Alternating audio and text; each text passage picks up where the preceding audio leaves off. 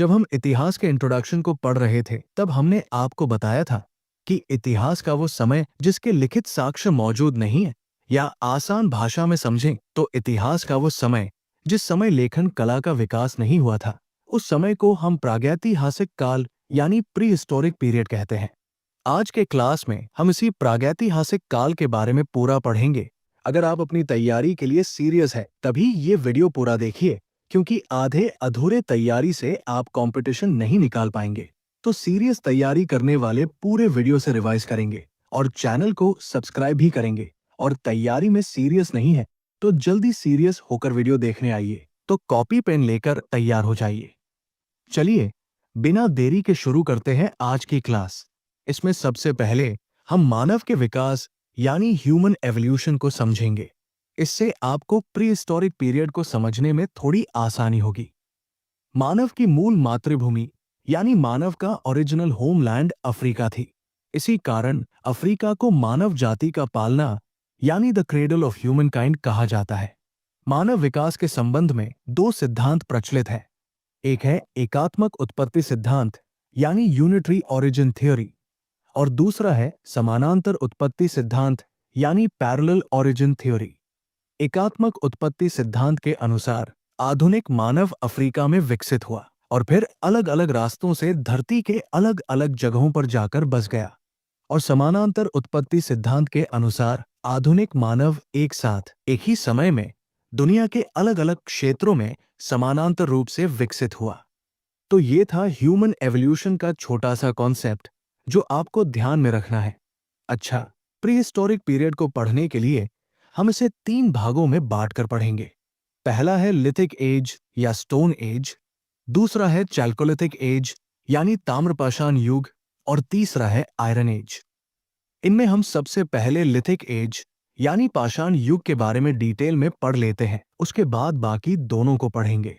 अब इस युग का नाम पाषाण युग ही क्यों दिया गया? क्योंकि मानव के आरंभिक काल से संबंधित जो पुरातात्विक साक्ष्य मिले हैं उनमें पत्थर से बने औजार बड़ी मात्रा में हैं। इसीलिए इस काल को पाषाण युग यानी स्टोन एज कहा जाता है। पाषाण युग या स्टोन एज को 3 भागों में बांटा गया है। पहला है पुरापाषाण युग, जिसे अंग्रेजी में पैलियोलिथिक एज या ओल्ड स्टोन एज कहते हैं। दूसरा है मध्य पाषाण युग, जिसे अंग्रेजी में मेसोलिथिक एज या मिडिल स्टोन एज कहते हैं। और तीसरा है नवपाषाण युग, जिसे अंग्रेजी में न्योलिथिक एज या न्यू स्टोन एज कहते हैं। तो इनमें पैलियोलिथिक एज को पहले समझते हैं। पैलियोलिथिक शब्द 2 ग्रीक शब्दों से बना है। एक है पैलियो, जिसका अर्थ होता है ओल्ड या पुराना, और दूसरा शब्द है लिथिक, जिसका अर्थ होता है स्टोन या पत्थर। तो पुरापाषाण युग का अर्थ हो गया पुराना पाषाण युग या ओल्ड स्टोन एज। इसका टाइम पीरियड है 30 लाख साल ईसा पूर्व से 10,000 साल ईसा पूर्व तक का। पहली बात तो ये याद रखिए कि भारत में जियोलॉजिकल सर्वे ऑफ इंडिया यानी भारतीय भूवैज्ञानिक सर्वेक्षण की स्थापना 1851 में हुई थी। इसी जियोलॉजिकल सर्वे ऑफ इंडिया के एक जियोलॉजिस्ट थे रॉबर्ट ब्रूस फूटे। उन्होंने 1863 में एक हाथ की कुल्हाड़ी की खोज की थी, जो एक पुरापाषाण कालीन उपकरण था। यानी मनुष्य के द्वारा बनाया जाने वाला पहला उपकरण कुल्हाड़ी ही था। यह कुल्हाड़ी तमिलनाडु राज्य के चिंगेलपुट जिले के पल्लवरम में एक गड्ढे में मिली थी। इसी कारण आर.बी. फूटे को भारत के प्रागैतिहासिक पुरातत्व के जनक यानी the father of pre historic archaeology of India के रूप में जाना जाता है। 1982 में एक दूसरे भूविज्ञानी अरुण सोनाकिया थे। उन्होंने मध्य प्रदेश के होशंगाबाद जिले के हथनोरा से एक महिला की खोपड़ी की खोज की थी। महिला की ये खोपड़ी होमिनिड जीवाश्म की थी, इसलिए इसके बाद भारत को भी होमिनिड जीवाश्मों के स्थल के रूप में जाना जाने लगा। इस काल के लोगों का जीवन कैसा था ये समझते हैं। इस काल के लोगों का जीवन पूरी तरह से आदिम था। उनका भोजन मांस, फल या जड़ था। वे नहीं जानते थे कि अनाज और सब्जियां कैसे उगाई जाती हैं। यानी इस युग के लोग खाद्य पदार्थों के केवल उपभोक्ता थे। वे अभी तक खाद्य उत्पादक नहीं बन पाए थे। उनका भोजन पकाया भी नहीं जाता था। लगभग 2 लाख ईसा पूर्व और 1 लाख ईसा पूर्व के बीच उन्होंने आग की खोज की थी। तो यहां आप याद रखेंगे कि आग की खोज किस युग में हुई थी, तो वो पुरापाषाण युग में हुई थी। कुरनूल गुफा से हमें पुरापाषाण काल के राख के अवशेष मिले हैं। पत्थर के औजारों में अंतर के आधार पर पुरापाषाण काल को 3 युगों में विभाजित किया गया है: प्रारंभिक पुरापाषाण युग, मध्य पुरापाषाण युग और उत्तर पुरापाषाण युग। प्रारंभिक पुरापाषाण काल के लोग औजार बनाने के लिए ज्यादातर क्वार्टजाइट पत्थर का इस्तेमाल करते थे। उस समय के लोग जिन उपकरणों का उपयोग करते थे, उन उपकरण के प्रकार और उसके प्रसार क्षेत्रों के आधार पर प्रारंभिक पुरापाषाण काल की संस्कृतियों को 2 भागों में बांटा जाता है। पहला है चॉपर चॉपिंग पेवल संस्कृति। इस संस्कृति के औजार सबसे पहले पाकिस्तान के सोहन नदी घाटी में पाए गए थे। इसीलिए इस संस्कृति को सोहन संस्कृति भी कहा जाता है। इस संस्कृति में जो पत्थर के उपकरण यूज होते थे, उनमें कंकड़, चॉपर और चॉपिंग शामिल है। दूसरा है हैंड एक्स संस्कृति। इस संस्कृति के औजार सबसे पहले मद्रास के बादमदुरई और अत्तिरंपक्कम में पाए गए थे। इसीलिए इसे मद्रासियन संस्कृति भी कहा जाता है। इस संस्कृति में जो पत्थर के उपकरण यूज होते थे, उनमें हाथ की कुल्हाड़ी, क्लीवर और खुरचनी शामिल हैं। अगर हम मध्य पुरापाषाण युग में देखें, तो इसमें जो टूल्स या इम्प्लीमेंट्स बनते थे, वे परत यानी फ्लेक के बनते थे। फ्लेक से बने औजारों में स्क्रैपर, ब्यूरिन और बोरर जैसे औजार शामिल थे। चूंकि इस मध्य पुरापाषाण युग में परत से बने औजारों का ज्यादा इस्तेमाल हुआ, इसी से मध्य पुरापाषाण युग को फ्लेक संस्कृति भी कहा जाता है। और उत्तर पुरापाषाण युग के उपकरणों की बात करें, तो इस समय का सबसे मुख्य उपकरण फ्लेक और ब्लेड थी। फ्लेक ब्लेड से अलग अलग प्रकार के उपकरण बनाए गए थे, जिनमें ब्यूरिन सबसे इंपॉर्टेंट है। इस युग में फ्लेक ब्लेड से बने औजारों का बहुत इस्तेमाल हुआ। इसी से उत्तर पुरापाषाण युग को फ्लेक ब्लेड संस्कृति भी कहा जाता है। इस युग में पत्थरों के अलावा हड्डी सींग से बने औजार भी मिले हैं। अब तक सबसे अधिक हड्डी सींग से बने औजार आंध्र प्रदेश के मुच्छटला चिंतामनु गावी गुफा से मिले हैं। गुफा से संबंधित एक और बात आपको ध्यान में रखनी है कि भीमबेटका गुफा, जो मध्य प्रदेश के रायसेन जिले में है, यहां से हमें शैलचित्र यानी रॉक पेंटिंग्स मिली है। ये शैलचित्र पुरापाषाण काल की है। इसकी खोज 1957 में डॉक्टर विष्णु श्रीधर वाकणकर ने की थी। जुलाई 2003 में यूनेस्को ने इसे विश्व धरोहर स्थल घोषित किया है। तो यहाँ हमारा पुरापाषाण युग पूरी तरह खत्म हुआ। अब हम मध्य पाषाण युग यानी मेसोलिथिक एज के इंपॉर्टेंट पॉइंट्स को पढ़ते हैं। मेसोलिथिक शब्द 2 ग्रीक शब्दों से बना है, मेसो और लिथिक। मेसो का अर्थ है मध्य और लिथिक का अर्थ है पत्थर। तो मेसोलिथिक युग का अर्थ मध्य पाषाण युग है। ये युग 9000 ईसा पूर्व से लेकर 4000 ईसा पूर्व तक थी। भारत में मध्य पाषाण काल के पुरातात्विक सामग्रियों की खोज जॉन इवांस ने की थी। इवांस ने 1866 में सक्कर और रोहरी की खुदाई करके इन मटेरियल्स की खोज की थी। ये दोनों पुरातात्विक स्थल सिंध में हैं। इस युग में लोग कुत्ते, भेड़ बकरी, गाय बैल, जंगली घोड़े, इन सभी जानवरों को पालने लगे थे। इसका अर्थ है कि मानव ने पशुपालन मध्य पाषाण काल में शुरू की थी। जानवरों को पालने के सबसे पुराने साक्ष्य मध्य प्रदेश के आदमगढ़ और राजस्थान के बाघोर से मिले हैं। इन लोगों ने शवों को दफनाना भी शुरू कर दिया था। इसका एविडेंस हमें उत्तर प्रदेश के सरायनहर राय और मेहदहा में कब्रों से मिला है। वे अपने मृतकों के साथ कब्र में खाद्य सामग्री, औजार, हथियार, इन सब को भी दफनाते थे। इससे हम ये मान सकते हैं कि वे मृत्यु के बाद जीवन में विश्वास करते थे। कुछ पुरातात्विक स्थलों से मानव कंकालों के साथ साथ कुत्ते के कंकाल भी मिले हैं। ये साक्ष्य हमें आदमगढ़ मध्य प्रदेश से मिलता है। इसको देखने से ऐसा लगता है कि कुत्ता मनुष्य का पुराना साथी था। सबसे पहले मनुष्य ने कुत्ते को ही पालतू बनाया था। हमें पुराने समय के जो मानव कंकाल मिले हैं, वो मध्य पाषाण युग से संबंधित थे। हमने आपको बताया था कि हथनोरा से हमें पुरापाषाण काल की मानव खोपड़ी मिली है। तो ये बात आप ध्यान में रखिए कि वहां से हमें पुरापाषाण काल की केवल खोपड़ी मिली है, पूरा मानव कंकाल नहीं मिला है। तो इसी से ये पॉइंट इंपॉर्टेंट हो जाता है कि मध्य पाषाण युग से ही हमें मानव कंकाल मिलने शुरू हुए हैं। इस युग के औजारों का साइज बहुत छोटा होता था, इसलिए इन्हें माइक्रोलिथ या पिग्मी इम्प्लीमेंट कहा जाता है। यहाँ मध्य पाषाण युग भी समाप्त हुआ। अब पाषाण युग के अंत में हम इसके तीसरे भाग यानी नवपाषाण युग को समझते हैं। नियोलिथिक शब्द दो ग्रीक शब्दों से बना है, नियो और लिथिक। नियो का अर्थ है नया और लिथिक का अर्थ है पत्थर। तो इस प्रकार न्योलिथिक एज का अर्थ है नया पाषाण युग। ये काल 7000 ईसा पूर्व से 1000 ईसा पूर्व तक था। भारत में नवपाषाण काल के पुरातात्विक सामग्रियों की खोज डॉक्टर प्रिमरोज ने किया था। उन्होंने 1842 में कर्नाटक के लिंगासुर से इस काल के उपकरण खोजे थे। ये उपकरण पॉलिश किए हुए पत्थर का चाकू और तीर का सिरा था। मैन मेक्स हिमसेल्फ ये एक किताब थी जिसे भी गॉर्डन चाइल्ड ने लिखी थी। इसमें उन्होंने लिखा है कि नवपाषाण कालीन उपकरणों ने मनुष्य के भौतिक जीवन में क्रांति ला दी थी। इस क्रांति को उन्होंने नवपाषाण क्रांति यानी न्योलिथिक रेवोल्यूशन नाम दिया था। नवपाषाण युग के मानव जीवन की तीन मुख्य विशेषताएं थी।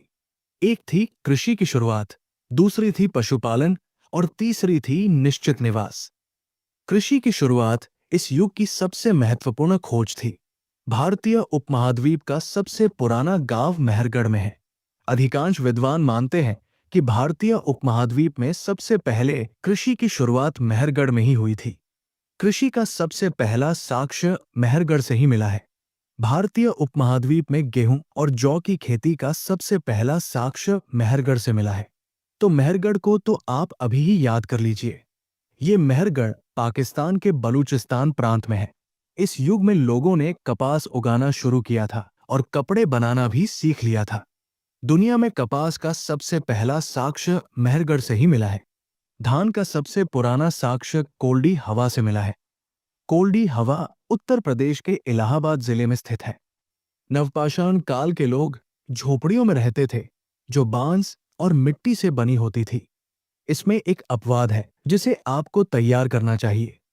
कश्मीर घाटी और पाकिस्तान के पंजाब में नवपाषाण काल के लोग गड्ढों में रहते थे, जिन्हें गड्ढा निवास या पिट ड्वेलिंग कहा जाता है। गड्ढों में रहने के पुरातात्विक साक्ष्य हमें कश्मीर के दो साइट्स बुरजहोम और गुफकराल और पाकिस्तान के पंजाब के सराय खोला से मिले हैं। इसी नवपाषाण काल में एक और आविष्कार हुई थी जिसने मानव के इतिहास को बदल दिया, और वो आविष्कार थी कुम्हार के चाक या पहिए की। तो ये बात आप याद रखिए कि 4000 ईसा पूर्व में मानव ने पहिए का आविष्कार किया था। अब हम नवपाषाण युग की दफन प्रक्रिया को समझते हैं। उत्तर भारत में दफन प्रक्रिया दो प्रकार की होती थी। एक थी पूर्ण और दूसरी थी आंशिक दफन प्रक्रिया यानी कंप्लीट और पार्शियल दफन प्रक्रिया। पूर्ण दफन प्रक्रिया में पहले गोलाकार गड्ढा खोदा जाता था और उसके बाद उस गड्ढे में मृतक को पीठ के बल लिटा दिया जाता था। आंशिक दफन प्रक्रिया में मृतक की चुनी हुई हड्डियों को जमीन में खोदी गई कब्र में दबा दिया जाता था। कश्मीर के बुरजहोम और गुफकराल से हमें मालिक के साथ उसके पालतू जानवर कुत्ते को दफन करने के प्रमाण मिलते हैं, जबकि पालतू पशु बकरी को उसके मालिक के साथ ही दफन करने के प्रमाण हमें बलूचिस्तान के मेहरगढ़ में मिलते हैं।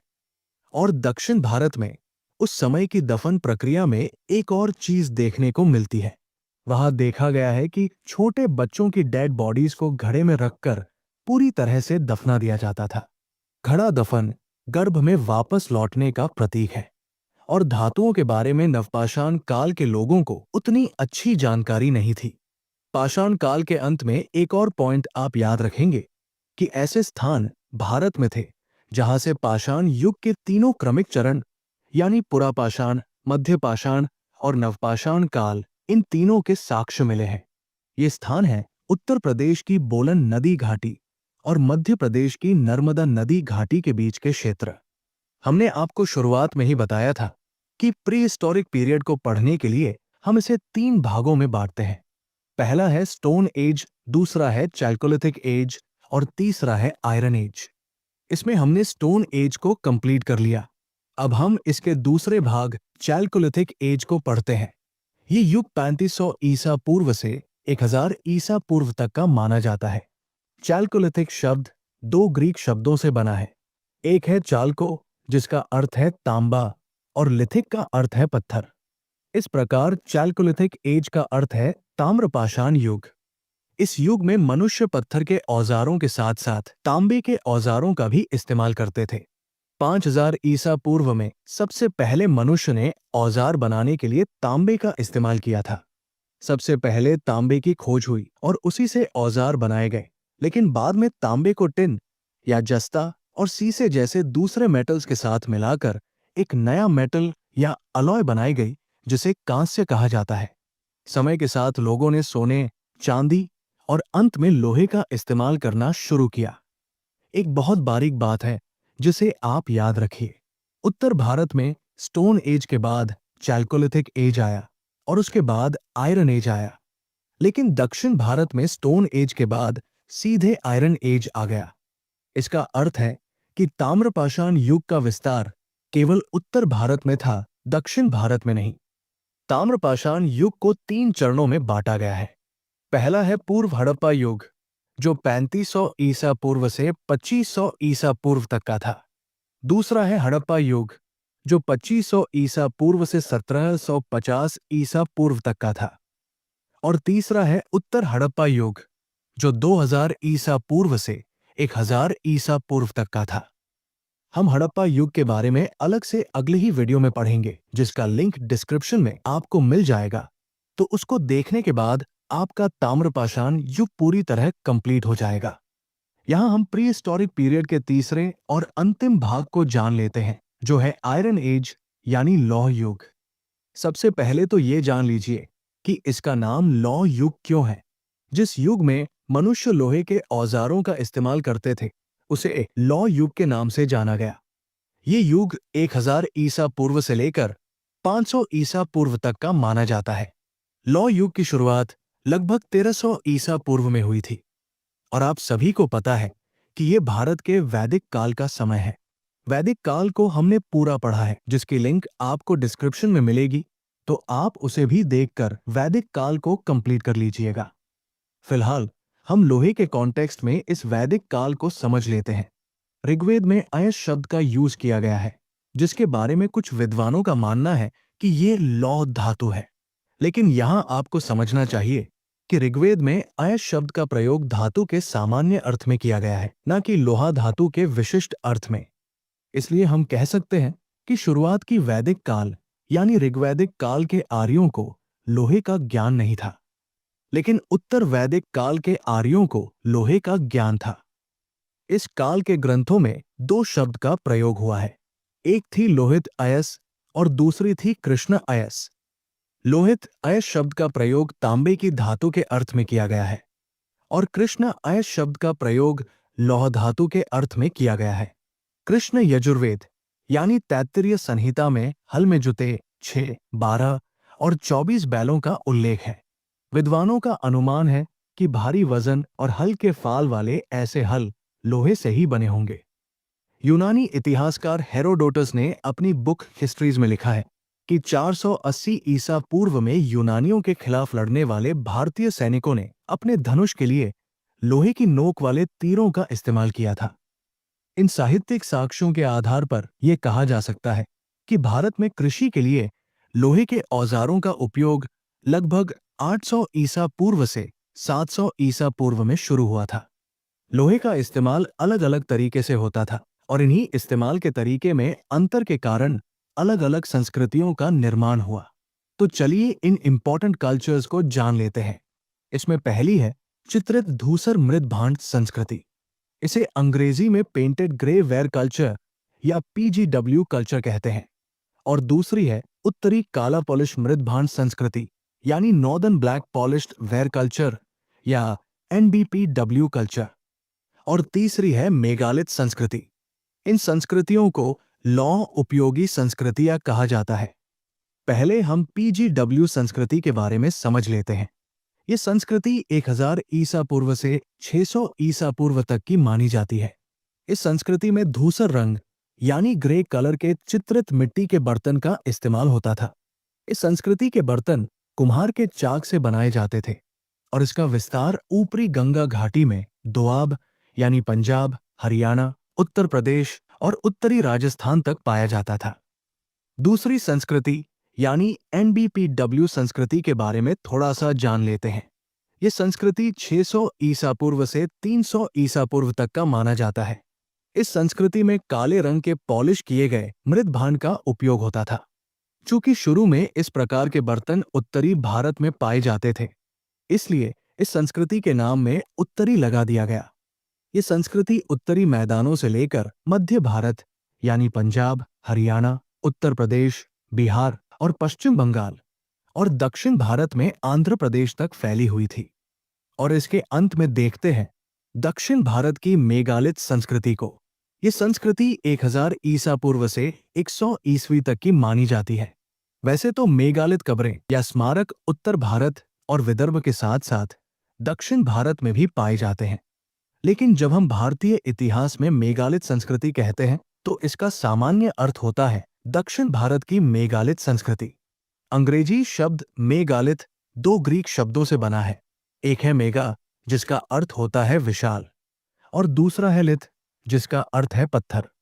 तो इस प्रकार मेगालिथ का अर्थ है पत्थर के बड़े टुकड़ों से बनी कब्रें या स्मारक। मेगालिथ या तो मृत व्यक्ति को दफनाने के लिए कब्र के रूप में या मृत व्यक्ति की याद में स्मारक के रूप में बनाए जाते थे।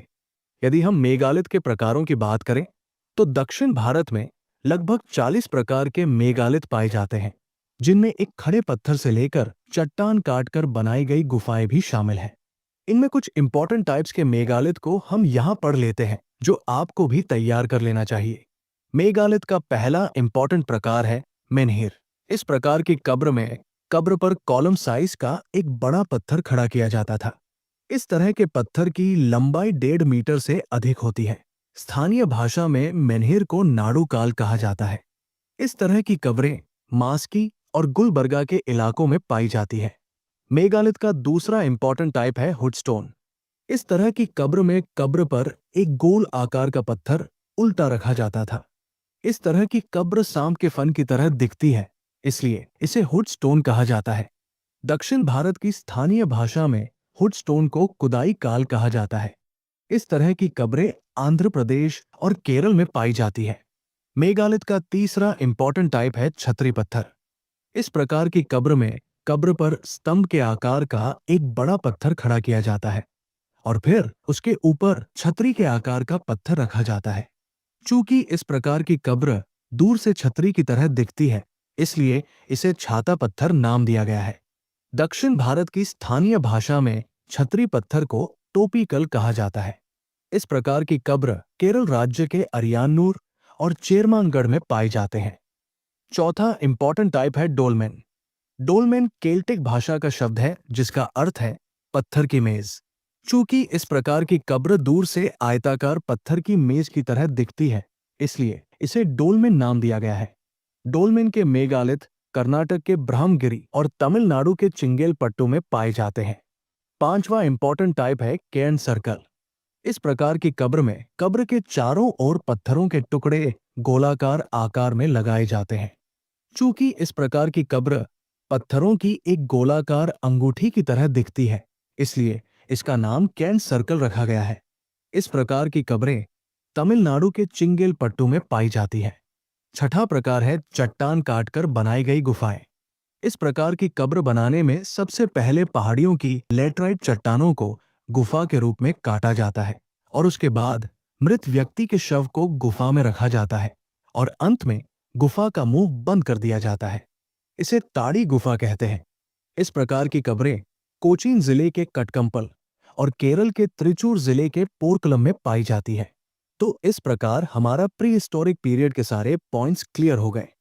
मुझे उम्मीद है कि आपको ये क्लास पसंद आई होगी, तो इतने मेहनत करने के लिए एक लाइक तो बनता ही है। और इस वीडियो में हमने पूरे साहित्यिक स्रोत को पढ़ा है, जिसको देखने के बाद आपको कहीं और से अलग अलग किताब और उसके लेखकों के बारे में पढ़ने की जरूरत नहीं पड़ेगी। इसमें सारे इंपॉर्टेंट बुक्स जो अलग अलग धर्मों के हैं, साथ ही वेद, उपनिषद, वेदांग जैसे सभी बुक्स की डिटेल में बात की गई है, जो मेरी समझ से आपको तैयार करना ही चाहिए, क्योंकि यहाँ से कई क्वेश्चंस आपको सारे एग्जाम में मिलेंगे। तो रिस्क लेना है तो नहीं देखिए, वरना इसे देख के अभी तैयार कीजिए। अगर ऐसे ही ट्यूटोरियल्स आपको चाहिए तो अभी सब्सक्राइब बटन को क्लिक करके हमसे जुड़ जाइए। तो मिलते हैं अपने अगले क्लास में। तब तक आपकी तैयारियों के लिए शुभकामनाएं। धन्यवाद।